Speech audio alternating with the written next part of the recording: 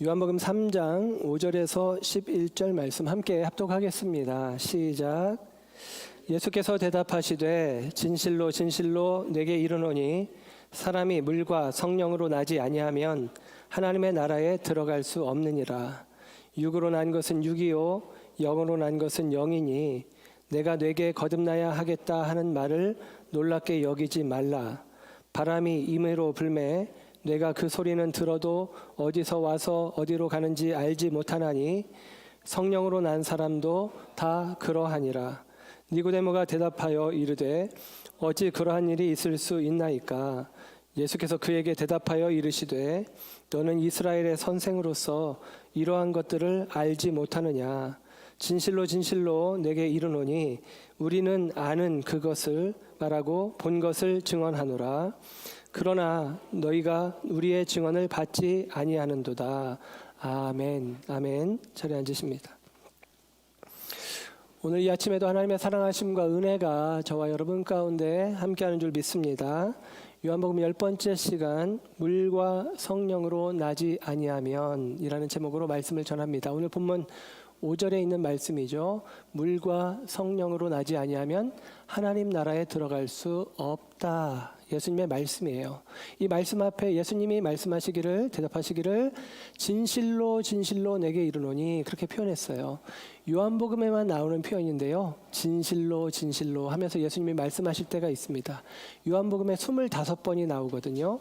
그런데 이 진실로 진실로라는 말은 굉장히 중요하다는 말이에요. 그러니까 우리가 성경을 요한복음에 읽다가 진실로 진실로 그러면 예를 들면 공부하는 애들에게 명강사가 이야기할 때 밑줄 쫙 별표 3개 하는 것처럼 여러분이 그렇게 하시고 이 말씀이 중요한 말씀이구나 라고 생각하면 돼요.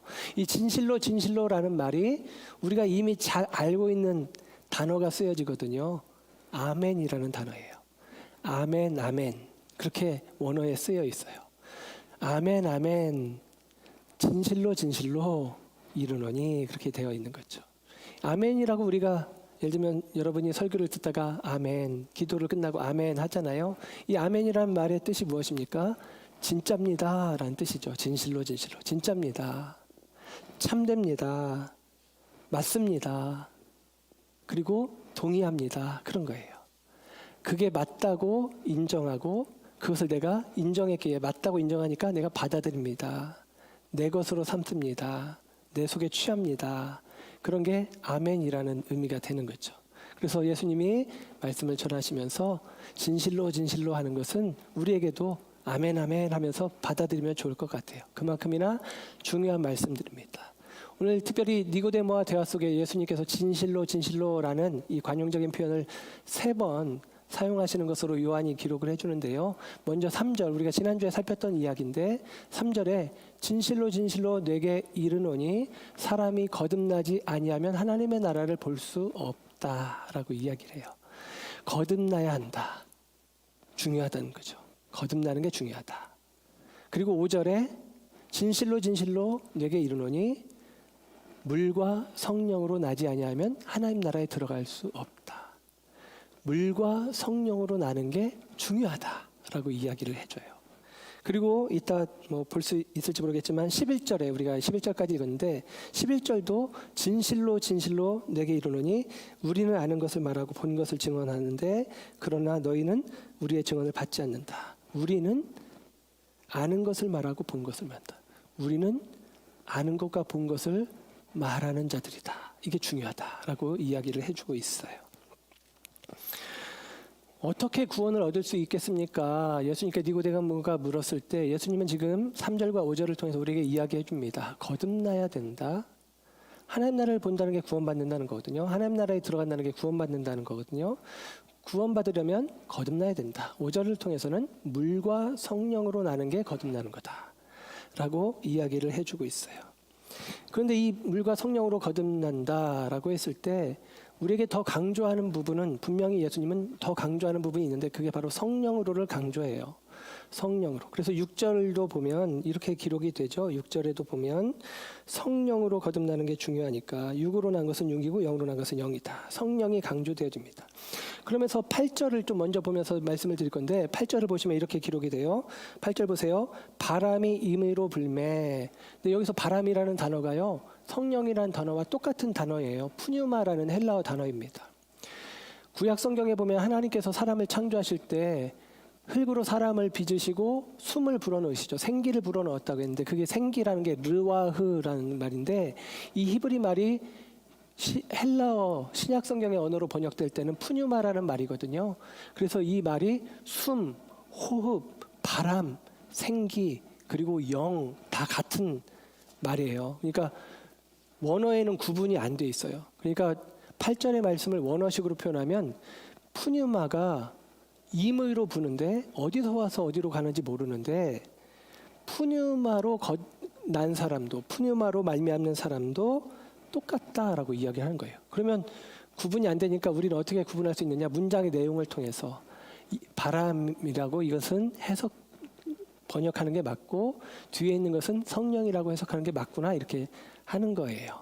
예, 그러니까 성경이 참 우리에게 도움을 많이 주죠. 이 번역된 성경이 우리에게 도움을 많이 주는데 그래서 바람과 성령이 같은 단어이면서 같은 특성을 가지고 있는데 임의로 부는 것이고 임의로 부는 것이 강조되어지고 있기 때문에 우리는 임의로 부는 것 그러니까 우리가 어떻게 할 수 없죠. 하나님의 뜻, 하나님의 섭리, 하나님의 계획 속에서 하나님의 절대적인 주권 속에 되어진 일이라고 우리에게 이야기를 해주는 거예요. 그러면 우리가 할 수 있는 게 아무것도 없느냐. 그냥 임의로 주어지는 것이니까 우리는 할 수 있는 게 없느냐. 저는 믿음의 선택이 중요하다고 생각을 합니다. 오늘 그 이야기를 이어갈 건데요. 먼저 한 이야기를 들려드리면 1981년 8월에 미국의 대사, 주한 미국 대사 리차드 워커라는 사람이 있었는데 이 사람이 한 말이 굉장히 큰 파장을 일으키면서 굉장히 큰 이 대립 관계가 형성된 적이 있었어요. 1981년도면 전두환 군부 쿠데타를 통해서 이제 정권을 잡은 시기인데 미국에서 이제 그 군 정권을 인정해주고 그리고 친일적인 어떤 걸음을 걸으면서 국민들의 마음 가운데 민족주의적인 의식이 막 일어났습니다. 그리고 어떤 미국 제국주의, 일본 제국주의에 대해서 반감이 일어나는 시기였어요. 그런데 그 과정 속에서 주한 미국 대사로 있었던 워커 대사가 이렇게 이야기를 한 것입니다. 오늘날과 같은 지구촌 시대에 민족주의를 강화하는 것은 타당하지 않다. 지금 지구촌 시대인데 민족주의를 주장하는 것은 타당하지 않지, 옳지 않지라고 이야기를 한 거예요. 이 말을 듣고 나서 이 말을 망언으로 규정을 하고 각계각층에서 이 워커 대사에 대한 규탄이 막 일어나기 시작했습니다. 그러니까 한미 관계가 굉장히 냉각 상태가 되어진 상태가 되었었는데 이 갈등이 한 사람의 신문 글 기고를 통해서 완전히 해소되어지는 일이 벌어졌어요. 재미 소설가인 김은국 작가가 조선일보에 칼럼을 기재하면서 이 갈등이 해소가 되었는데 이 김은국 작가는 순례자라고 하는 소설, 영어로 만들어진 소설을 쓴 사람인데요. 이 김은국 작가가 우리나라 사람들 가운데 노벨 문학상 최초의 후보가 된 사람입니다. 아직도 우리나라는 노벨 문학상을 받은 사람이 없는데 노벨 문학상 최초의 후보자가 이 김은국 작가인데 이 작가가 1981년에 조선일보에 이제 이 민족주의와 관련되어진 글을 실은 거예요. 그 글의 내용이 뭐냐면 이런 거예요. 워커 대사가 사용하는 민족주의, 내셔널리즘이라는 단어와 우리나라 사람들이 사용하는 민족주의라는 단어는 다른 뜻이다라고 이야기를 한 거예요. 그러니까 예를 들면 우리말 민족주의가 영어로는 내셔널리즘으로 번역되니까 내셔널리즘은 잘못된 거야 라고 워커가 얘기했는데 우리가 번역돼서 듣는 얘기로는 민족주의는 잘못된 거야 라고 들리니까 우리는 민족주의가 왜 잘못된 거야 너 이상해 라고 반응을 하는 것이죠. 그러면서 서로 극한 대립 가운데 있었는데 예를 들면 내셔널리즘이라는 용어는 강대국들의 용어입니다. 마치 제국주의랑 비슷한 용어인데요. 남의 나라를 정복하여 자기 나라의 문화와 관습 그리고 전통과 정신을 강압적으로 주입시키는 행위를 상징적으로 표현하는 게 내셔널리즘이라고 하는 단어예요. 근데 이 말이 우리말로 번역될 때는 민족주의로 번역되는데, 이 민족주의라는 말은 약소국들의 용어가 되는 거예요. 강대국의 침략 앞에서 우리의 정체성, 우리가 비록 작은 나라지만 우리나라의 정체성과 문화, 전통과 정신을 지키기 위해서 몸부림치는 것을 표현하는 게 민족주의라는 표현이에요. 그러니까 한국민이 이야기하는 민족주의와 워커 대사가 말하는 내셔널리즘은 그렇게 번역될 수밖에 없는 단어이지만 다른 의미, 다른 뜻을 가지고 있었다라고 이 김은국 작가가 설명을 해준 거예요. 그러고 나서 아하 하고선 이 갈등이 해소가 되었다라고 하는 사실입니다. 여러분, 오늘 우리가 읽고 있는 성경 내용 속에 물과 성령으로 거듭난다, 뭐 많이 들으셨고 많이 아실 거예요.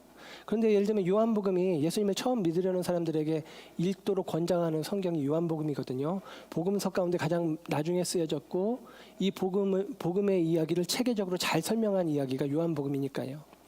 그런데 요한복음을 읽다가 예를 들면 이런 용어들이 나오면 사람들은 걸려요. 예를 들면 초신자가, 예수님을 생판 모르는 사람이 성경에 관심을 갖고 예수님께 관심을 갖고 성경을 읽다가 그냥 읽어지는 내용들, 사건과 이야기들의 내용이 읽어지는데 물과 성령으로 거듭나야 된다고? 이게 무슨 말이야? 오늘 니고데모도 못 알아듣잖아요. 그러니 어떻게 유대인의 선생도 모르는 걸 알겠어요? 물과 성령으로 거듭나는 게 뭐예요? 라고 만약에 여러분에게 물어본다면, 예수님을 처음 믿기로 마음먹은 사람이 여러분에게 물과 성령으로 거듭나는 게 뭐예요? 라고 물어본다면 여러분은 뭐라고 이야기를 해주시겠습니까? 여러분 할 말이 있습니까? 어떻게 설명하시겠어요? 단순하게 이야기하면 우리 입장에서 내 생각을 가지고 이야기할 수 있겠죠. 그런데 그게 다른 듣는 사람의 입장에서는 다른 이해로 되어질 수도 있어요. 예를 들면 제가 여러분에게 그냥 제 입장을 가지고 단순하게 설명드릴 수도 있지만, 우리가 이 물과 성령으로 거듭난다는 익히 많이 들었고 익히 알고 있는 이야기들이지만 이 이야기가 우리 가운데 바르게 이해되어지고 더 깊이 이해되어지는 시간이 되었으면 좋겠다라는 생각을 해봅니다. 이 물과 성령이라고 하는 말, 물과 성령으로 거듭난다, 물과 성령으로 난다, 거듭난다. 일반적으로는 많은 사람의 지지를 얻는 해석은 물은 물세례, 성령은 성령세례를 뜻한다라고 이해하는 거예요. 주석책을 보면 이 견해가 제일 크고, 두 번째로는 물은 곧 성령이다라고 해석하는 견해도 강력하게 주장된다라고 이야기를 합니다. 그러니까 물 이퀄 성령 이렇게 이야기하는 거죠. 물세례와 성령세례는 다른 것이고요. 물 즉 성령, 그러면 이건 하나인 거예요. 둘이냐 하나냐 이렇게 해석이 갈리어져요. 이 두 해석 사이에서 우리는 어떤 해석을 취할까? 여러분은 관심이 없을 수 있겠지만 여러분에게 누군가 여러분이 알고 있는 물과 성령에 대한 이해와 다른 이해를 가지고 묻고 질문하고 답을 구하면 우리는 서로 다른 이야기, 민족주의와 내셔널리즘처럼 서로 다른 이야기 속에 서로 대립할 수 있는 상황도 발생할 수 있는 게 이 물과 성령으로 난다는 거예요. 예를 들면 신천지 같은 경우는 이 물과 성령의 이 물을 말씀의 씨라고 억지로 해석을 하기도 합니다. 그렇게 자기 멋대로 해석할 수도 있는 부분이 물과 성령이라고 하는 의미인데요. 물이 곧 성령이다. 제가 지난주에 그 이야기를 얼핏 했거든요. 물 곧 성령이라고 생각하는 견해가 있어요. 이 견해는 요한복음 7장에서 예수님께서 초막절에 하신 말씀, 요한복음 7장 38절 39절에 보면 나를 믿는 자는 성경의 이름과 같이 그 배에서 생수의 강이 흘러나오리라 하시니 이는 그를 믿는 자들이 받을 성령을 가리켜 말씀하신 것이라. 우리 배에서 나오는 생수, 그 물이 성령이다라고 해석을 해주시거든요. 그래서 물이 성령이다라고 이해하기도 해요. 이런 이해가 잘못된 것은 아닙니다. 그리고 이 이해가 가지고 있는 장점이 있어요. 무슨 얘기냐면 물이 곧 성령이다, 성령의 물이다라고 이해를 하면 하나님의 은혜가 강조가 되는 거예요. 곧 거듭난다는 것은 성령의 물의 역사와 같다. 그것은 임의로 되어지는 것이다. 바람처럼. 그러니까 우리가 어떻게 하는 게 아니라 하나님의 주권적인 역사고 하나님의 전적인 은혜다라고 설명이 되어집니다. 그래서 그 하나님의 조건적인 은혜를 강조하시는 분들은 물이 성령이다라고 해석을 하시는 경향들이 있어요. 예를 들면 이 해석이 틀리지 않은 것은 여러분 물 세례와 성령 세례라고 해석을 하면 물 세례와 성령 세례로 거듭난다라고 한다면 여러분 물 세례가 굉장히 중요해지잖아요. 근데 물 세례는 여러분 우리가 물 세례를 받기도 하는데 물 세례를 안 받았다고 구원을 못 받습니까? 받을 수도 있죠. 예수님 믿으면. 그럼 물 세례를 받으면 무조건 구원 받습니까? 그건 아닌 것 같잖아요. 유아 세례 받았다고 해서 구원을 따놓은 당상으로 여길 수는 없잖아요. 그러니까 여기서 중요한 것은 성령으로 거듭나는 게 진짜 강조점인 게 맞아요. 그렇기 때문에 그것을 강조하면서 성령의 물로 이해를 하기도 해요. 그런데 저는 주보에도 실어드린 것처럼 이 두 견해를 연결해서 우리가 이해하는 게 좋겠다라는 생각을 갖게 되었습니다. 그럼에도 불구하고 중요한 것은 성령으로 나는 부분이 예수님이 강조하고 있고 뒷부분의 설명은 그 부분을 이야기하고 있고요. 6장 6절에 3장 6절에 육으로 난 것은 육이고 영으로 난 것은 영이다. 그렇죠? 육으로 난 것은 효용성이 없고 영으로 나야만 된다라고 이야기합니다. 또 뒷부분에 요한복음 6장 33절에도 예수님은 그런 말씀하셨어요. 중요한 말씀인데 살리는 것은 영이니 그럽니다. 그러니까 성령이 중요해요. 그런데 이 성령이 중요한데 부연 설명 속에 8절에 성령이 임의로 바람과 같이 임의로 부는 것이다. 우리의 뜻과 의지와는 상관이 없다라는 식으로 지금 이야기를 해주고 있어요. 맞죠? 그러면 여러분 임의로 부는 바람처럼 성령이 우리 가운데 임할 때 우리가 거듭날 수 있으면 그러면 우리는 임의로 부는 바람을 그냥 막연하게 기다릴 수밖에 없는 거냐. 성령이 임하셔야만 우리가 거듭나고 그래야만 우리들의 믿음의 역사가 시작된다면 바람처럼 임할 때까지 우리는 그냥 기다릴 수밖에 없는 거냐라는 생각을 해볼 수 있어요. 저는 여기에서 물 세례가 필요하다는 생각을 갖습니다. 물 세례가 필요해요. 물 세례가 상징하는 것은 그냥 물 세례가 아니라 물 세례라는 행동, 의식, 예식이 아니라 그 물 세례가 말하는 의미는 자기 부인과 믿음의 결단이에요. 이게 우리에게 필요하다는 것입니다. 그래서 이 말의 의미는 무엇이냐면 결론을 미리 말씀드려서 이야기한다면 자기 부인과 믿음의 결단 위에 하나님은 성령을 부어주시겠다고 약속하신 거예요. 물과 성령으로 나는 것은 자기 부인과 믿음의 결단, 그 결단을 너희가 가지면 나는 너희에게 반드시 성령을 부어줄 거야. 요엘서를 통해서도 이야기하신 것이고 사도행전 2장에서 성령 마가다락방에 성령이 임한 이후에 베드로의 설교 속에서 베드로가 너희가 회개하고 세례를 받으면 성령이 너희에게 임하신다는 이야기도 그런 의미가 되어지는 것입니다.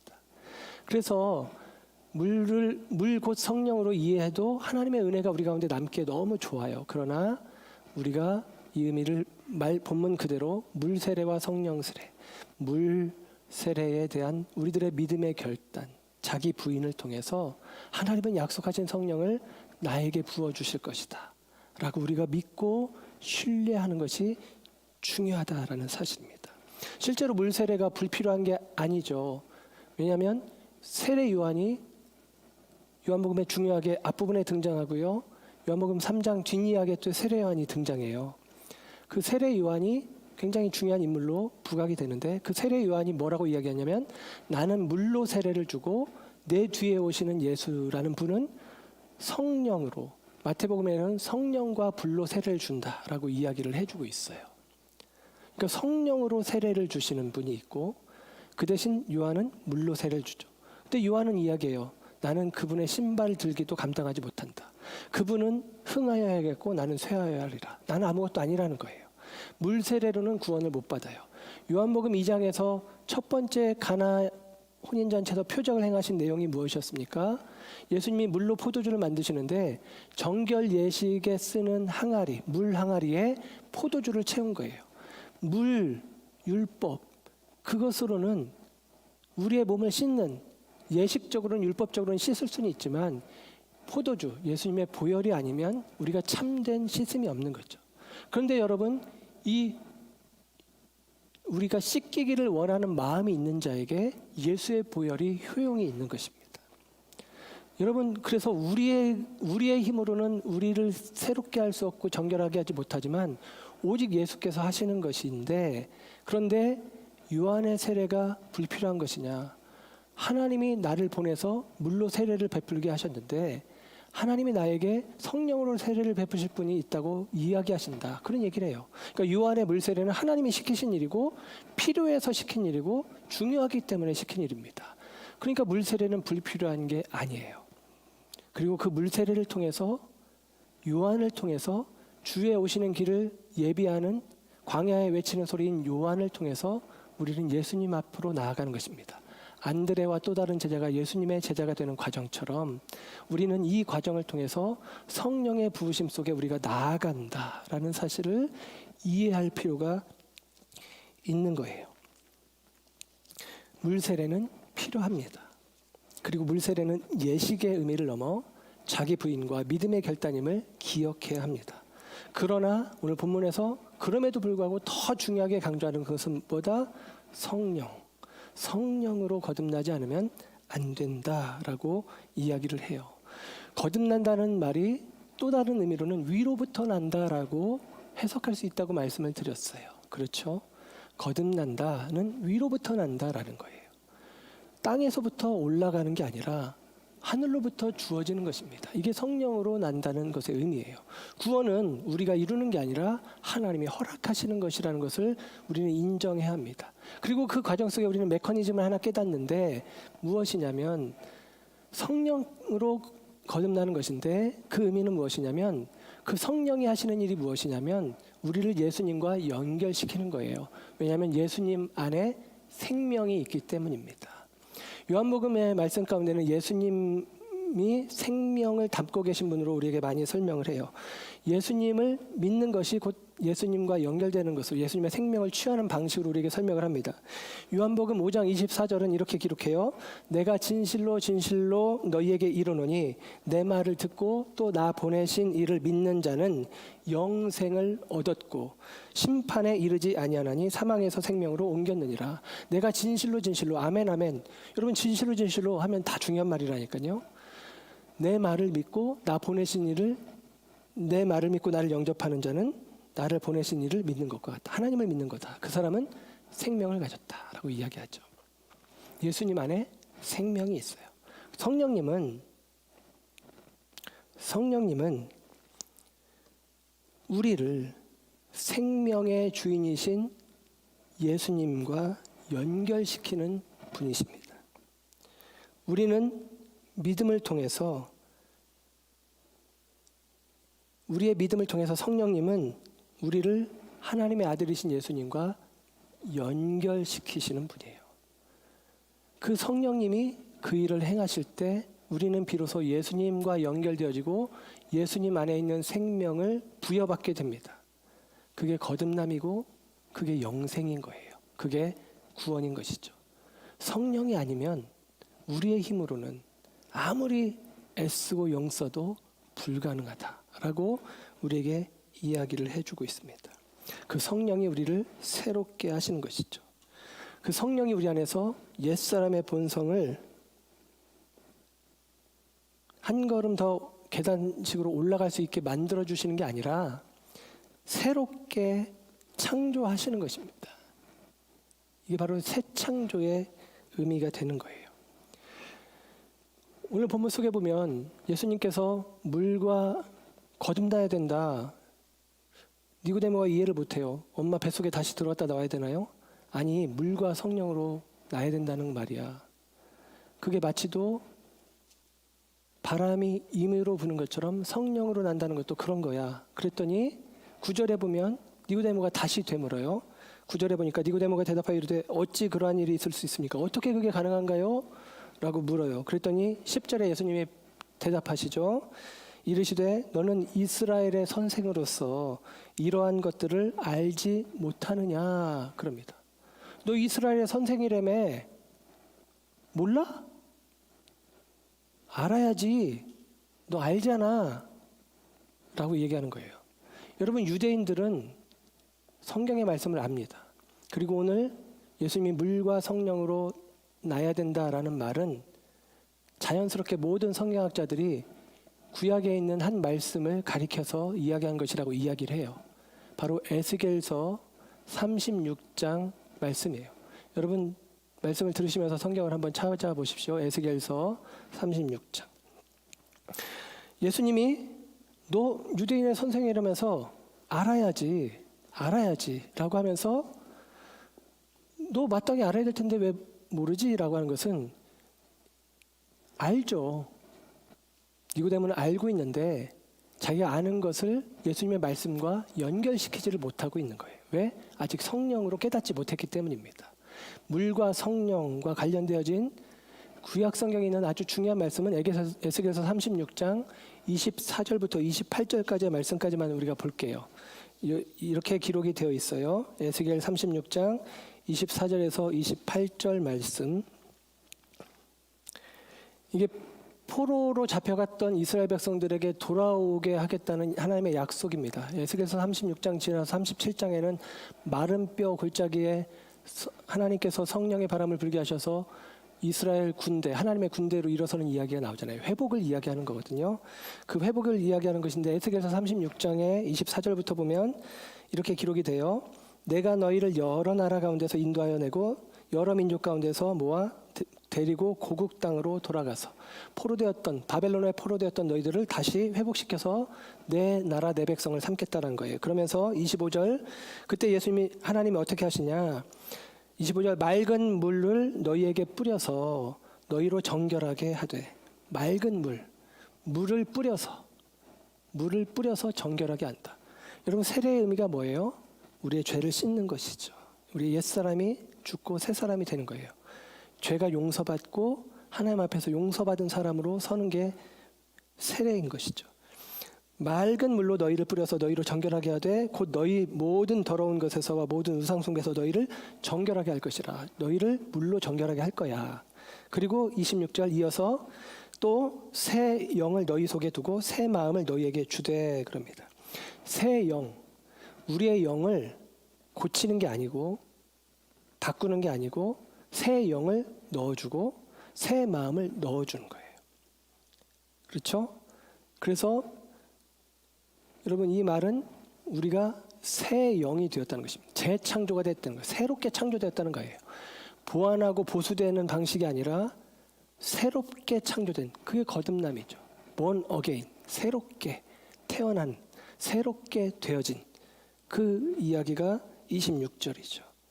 그래서 너희 육신에서 굳은 마음을 제거하고 부드러운 마음을 줄 것이다. 제거하고 없이 하고 새 것으로 대체해 주시는 거예요. 그러면서 27절은 이렇게 이야기합니다. 또 내 영을 너희 속에 두어 그럽니다. 새 영은 우리에게 주어진 나의 영이에요. 내 영은 하나님의 영이죠. 성령이에요. 내 영을 새롭게 되어진 너희들의 영 안에 두겠다. 하나님 자신을 우리 속에 넣어주시겠다라고 이야기를 해요. 그렇게 되면 어떻게 되느냐? 너희는 내 율례를 행하게 되고 내 규례를 지킬 거다. 그리고 28절은 그러면 너희들이 내가 준 땅에서 너희는 내 백성이 되고 나는 너희 하나님이 되리라 그럽니다. 너희가 내 백성, 내가 너희 하나님. 이게 뭐예요? 천국, 하나님 나라예요. 그렇죠. 하나님 나라. 하나님이 나의 하나님, 나는 하나님의 백성. 하나님 나라를 알고 보고 하나님 나라에 들어가는 것. 이거죠. 이게 어떻게 가능하느냐? 맑은 물로 씻어주시고 그래서 우리의 죄를 정결케 하시고 우리 안에 새 영, 새 마음을 창조하셔서 그 새 영, 새 마음 안에 하나님의 영, 성령, 예수님의 영을 넣어주셔서 우리로 하여금 이제는 하나님의 법을 지켜 행하는 하나님의 사람들. 하나님의 법을 지켜 행하는 천국 백성 되게 하신다라고 이야기를 하는 것입니다. 이게 구조예요. 거듭났다라고 하는 것이 구원의 표를 받는 정도가 아닌 것입니다. 거듭났어. 나는 거듭났으니까 난 이제 구원의 표를 받았어. 난 이제 따놓은 당상이야. 구원은 따놓은 당상이야. 이렇게 이해하면 잘못된 것입니다. 구원파에서 그런 이야기를 하잖아요. 그렇지 않아요. 여러분, 하나님의 나라를 본다. 하나님의 나라에 들어간다. 라고 거듭나면 본다.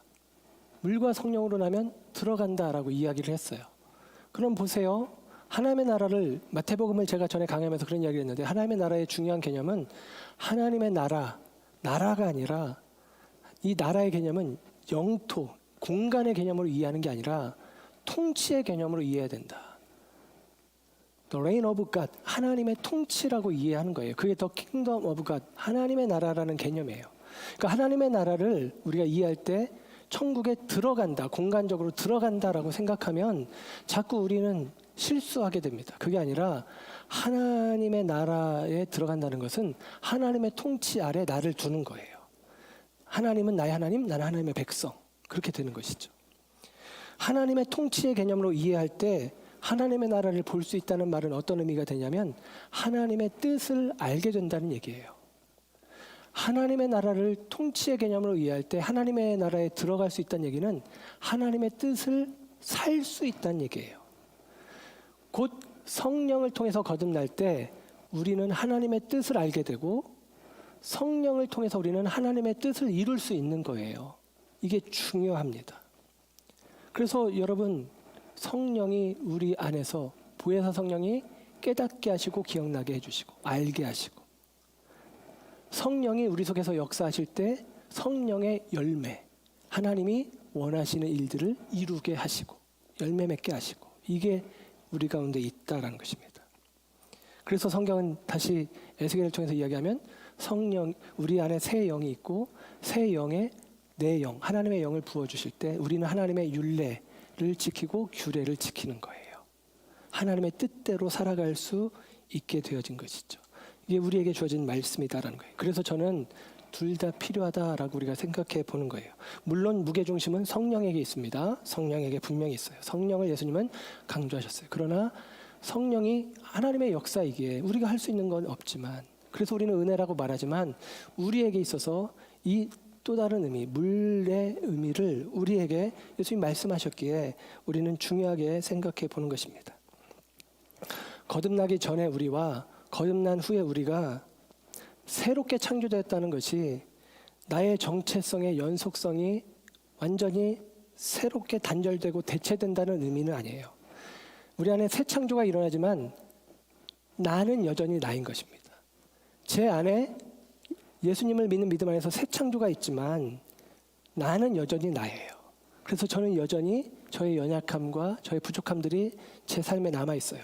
성도님들 가운데 신앙생활하면서 오해하고 힘들어하는 게 그런 건데, 내가 예수 믿고 있는데 왜 내가 여전히 죄에 지고 있지? 내가 왜 욕심에서 벗어나지 못하지?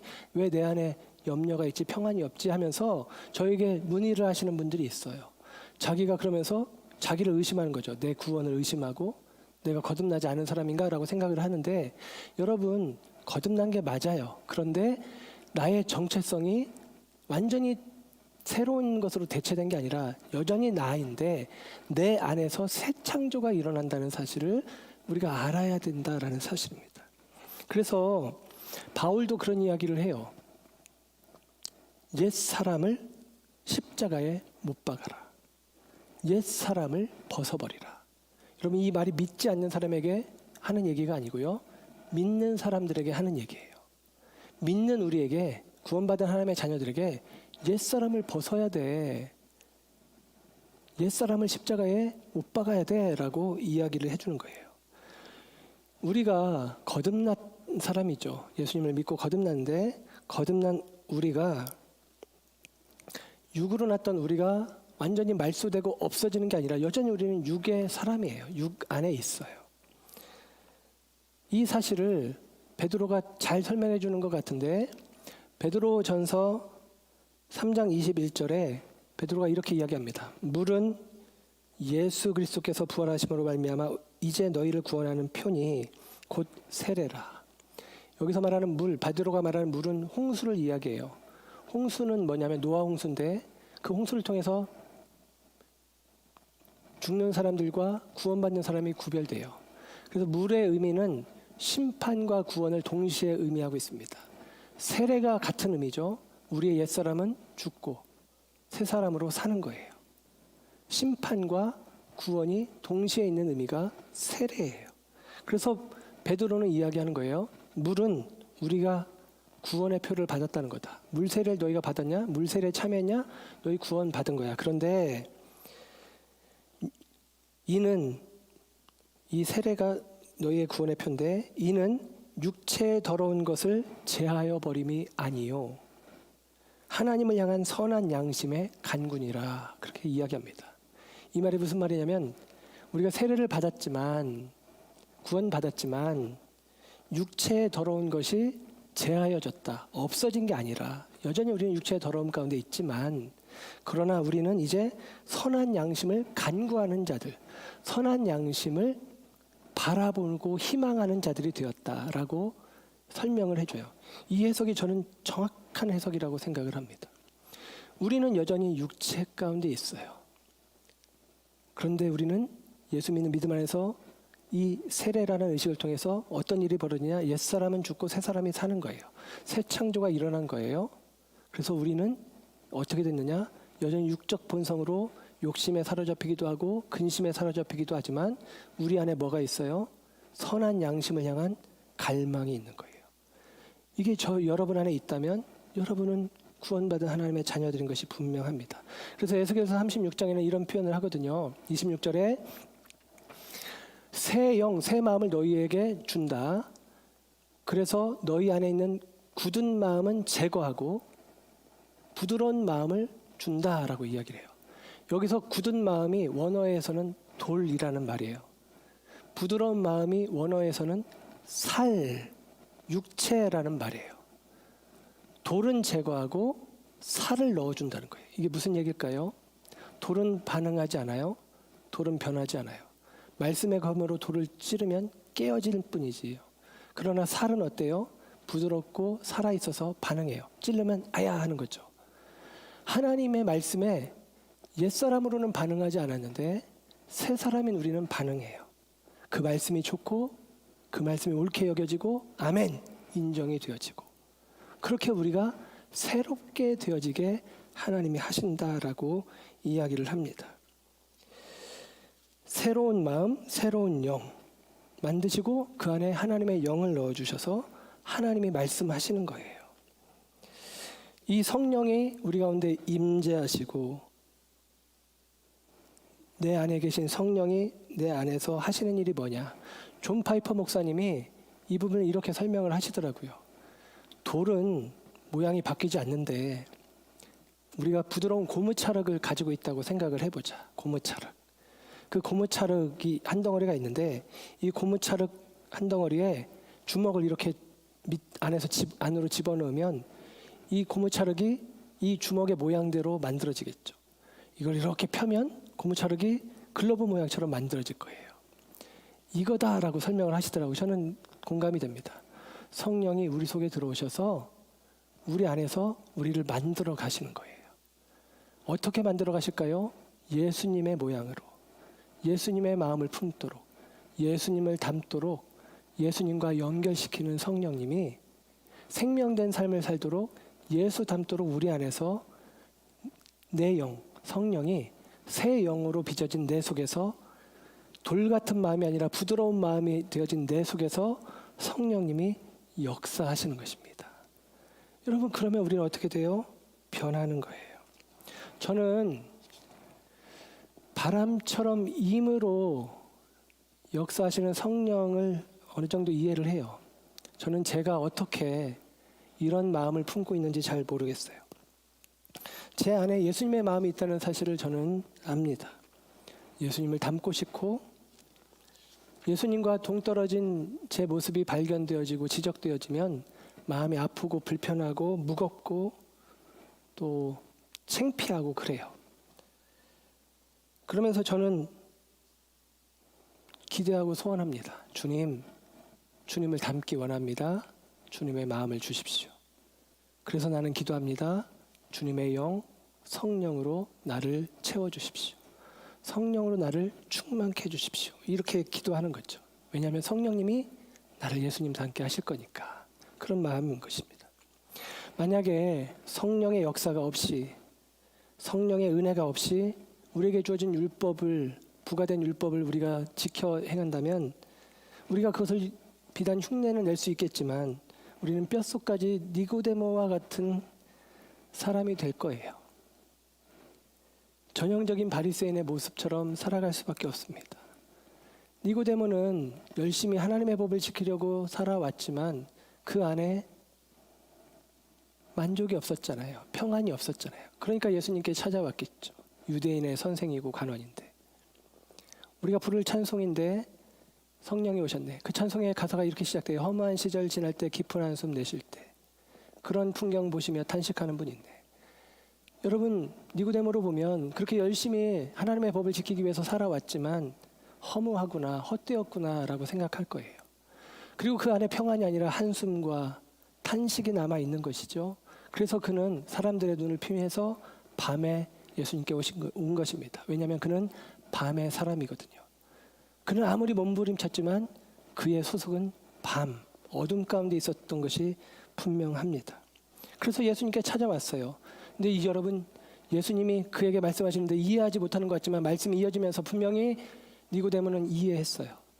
그리고 뒤에 이어지는 말씀들을 보면 요한복음 17장이나 21장에 나오는 19장에 나오는 이야기를 보면 니고데모는 예수님을 영접한 게 분명합니다. 니고데모는 예수님의 제자, 하나님의 사람이 된 게 분명해요. 여러분, 그래서 여기서 중요한 것은 저는 결론적으로 이런 말씀을 드리고 싶은데 이 모든 임의로 되어지는 역사고 이해할 수 없는 역사지만 나는 도무지 알 수 없는 역사지만 이 역사, 이 하나님의 놀라운 역사가 믿음으로 말미암아 우리에게 주어진다는 거예요. 믿음으로 우리에게 주어지는 것입니다. 이 모든 하나님으로 말미암는 이 영광스러운 일들, 우리 속에서 벌어지는 이 놀라운 일들이 믿음을 통해서 내가 경험할 수 있게 되어진다라는 사실입니다. 그래서 우리는 물세례, 믿음의 결단이 우리 가운데 필요하다라는 거예요. 올림픽 기간이에요. 우리 집사람에게 제가 별명을 붙여줬어요. 올림픽 소녀라고. 올림픽을 너무 좋아합니다. 응원하는 걸 너무 좋아해요. 쇼트트랙 난리도 아니죠. 지금 난리도 아닙니다. 2022년 베이징 동계올림픽 이전에 20년 전에 미국의 솔트레이크 동계올림픽이 있었어요. 그때 두 가지 유명한 이 쇼트트랙 사건이 있는데 첫째는 김동성이 1등으로 돌았는데 안토노노가 헐리우드 액션 하는 바람에 금메달을 뺏겼던 사건 기억하시죠? 그래서 전 국민이 다 속상해했잖아요. 이번에 이 베이징 사건처럼. 그런 사건이 우리 가운데 있었어요. 그리고 두 번째 흥미로운 사건이 있었는데 브래디 버리 사건입니다. 최근에 이제 유튜브에 그런 영상들이 올라와서 다시 한번 보게 되었는데요.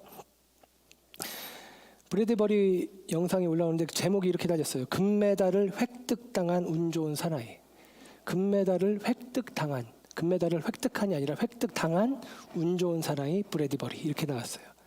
이 사람이 이제 올림픽에 참가해서 쇼트트랙 1000m 경기를 하는데 준결승, 준결승, 결승 이렇게 해주는데 준결승에 참여했는데 실력이 떨어져요. 그래서 4명이 이제 준결승을 하는데 꼴찌로 들어오다가 앞에 한 사람이 넘어집니다. 그래서 3등으로 들어왔거든요. 그래서 탈락해야 되는데 1, 2등 중에 한 사람이 실격을 당한 거예요. 그래서 2등으로 준결승에 올라가요. 준결승에 올라갔는데 준결승은 5명이 치렀습니다. 5명이 치렀는데 이 준결승에서도 꼴찌였어요. 왜? 실력이 안 되니까 꼴찌였어요. 그런데 결승선을 앞두고 김동성을 비롯해서 3사람이 한꺼번에 넘어집니다. 그래서 2등으로 들어가서 결승에 올라가요. 결승을 치는데 결승에는 실력이 쟁쟁한 사람들이 올라서인지 거의 한 몇십 미터가 뒤쳐져서 혼자 떨어지고 4명의 선수가 5명의 선수 중에 4명의 선수가 열심히 달려갑니다. 그러다가 결승선 앞에서 4명의 선수가 다 엉켜서 넘어져요. 그 바람에 그 사람들에게 엉키지 않고 저 뒤에 왔으니까 쭉 가가지고 결승선에 1등으로 들어갑니다. 그래서 브래디 버리가 금메달을 따요. 호주 사람인데 지구 남반구에서 처음으로 금메달을 딴 사람이랍니다. 동계올림픽에서. 그래서 브래드버리가 훈장도 받고 브래드버리의 모양으로 우표도 발행돼, 기념 우표도 발행되고 브래드버리라는 이름으로 빙상장도 만들어지고 신조어도 만들어집니다. 뜻밖의 행운이라는 뜻으로 Do a 브래드버리, 브래드버리 하다라는 신조어까지 만들어졌어요. 예. 그런데 그가 올림픽을 마치고 이야기를 했는데 이 이야기가 굉장히 저는 중요한 것 같아요. 뭐라고 인터뷰를 했냐면, 이번 대회는 내가 이긴 것이 아니라 10여 년간 최선을 다한 나에게 주는 상인 것 같다라고 이야기를 했습니다. 실력으로는 안 되죠. 금메달을 획득한 게 아니라 획득당한 거예요. 어쩌다 보니 금메달, 꼴찌로 가다 금메달. 그런데 여러분, 그가 말하잖아요. 내가 이긴 게 아니지만 내게 주어진 상이라고 여긴다. 여러분, 그가 그 상을 받은 이유가 무엇입니까? 그래도 그가 실력은 안 되지만 이 올림픽 레이스에 참여했기 때문이에요. 그 레이스에 참여했기 때문에 그는 상을 받은 것입니다. 여러분, 마찬가지입니다. 우리의 힘으로, 우리의 능으로 거듭날 수 없고 성령을 임의로 내가 취하여 받을 수 없어요. 오직 하나님의 주권 속에 그것은 있습니다. 그러나 하나님의 주권은 약속으로 우리에게 주어졌어요. 믿는 자에게 성령을 주신다는 것입니다. 그리고 그 믿음은 우리에게 이렇게 고백되는 것입니다. 우리가 물의 세례, 나의 옛 자아는 죽어야 하고 새롭게 거듭나야 되는 필요성을 가지고 생명의 주님 앞에 나아가는 믿음의 선택입니다. 그리고 우리의 믿음은 순간의 믿음이 아니라 지속적인 믿음이 돼야 돼요. 2장에서 예수님이 얘기하신 부분, 많은 사람들의 표적을 보고 예수님을 믿었으나 예수님은 그들에게 자신을 의탁하지 않았대요. 같은 믿음이라는 단어라고 했죠. 믿음, 의탁. 여러분, 그러므로 이 용어를 가지고 다시 설명하면 이것입니다. 저와 여러분이 믿는다는 것은, 저와 여러분이 거듭났다는 것은 어떤 거듭난 한순간을 이야기하는 것이 아니라 거듭남으로 말미암는 삶을 이야기하는 거예요. 곧 저와 여러분이 우리가 믿는다는 것은 나를 내 안에 계신 성령님께 지속적으로 의탁하는 것입니다. 이게 믿음이에요. 내어 맡기는 거예요.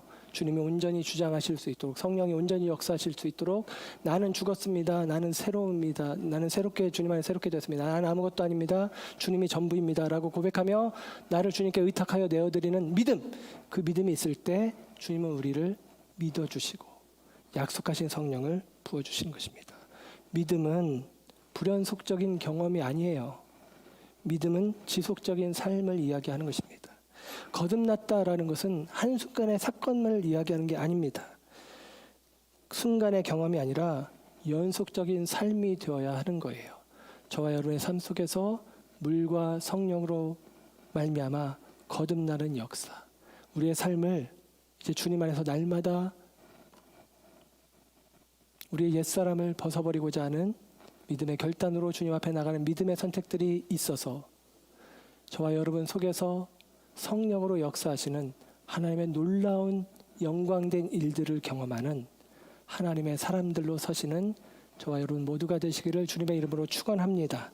기도하겠습니다. 좋으신 주님,